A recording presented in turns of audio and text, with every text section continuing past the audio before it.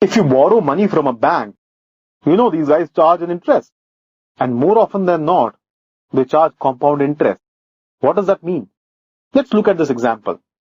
I borrow 16,000 rupees from the bank. And bank says, I'll charge a rate of 5% per annum for 2 years. And hello, they're talking about compound interest. So how much of interest do I need to pay them after 2 years?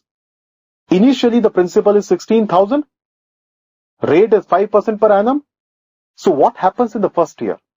I hope you know your simple interest formula. So for the first year, let's calculate the simple interest. 16,000 into 5 by 100 into 1 year, you get 800 rupees. So after the first year, the interest is 800 rupees. Now in the case of compound interest, what happens is this interest gets added to the principal. So in this case, 800 gets added to 16,000 and you get 16,800. And this amount is taken as the principal for the second year. So now we move to the second year. Principal is 16,800. Rate of interest is 5%. So what is the interest for the second year? 16,800 into 5 by 100, which is 840. So what was the total interest that I would have to pay for 2 years?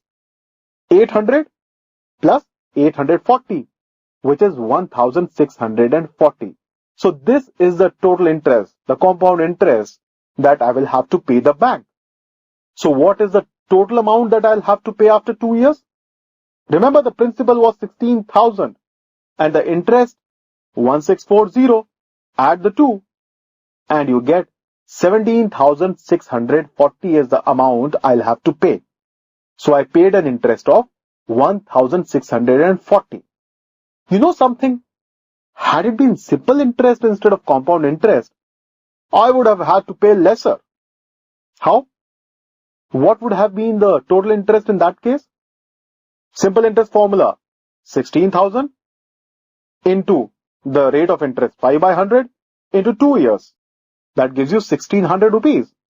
So I would have had to pay only 1,600 and not 1,640, which I paid in the case of compound interest. So I end up paying 40 rupees extra.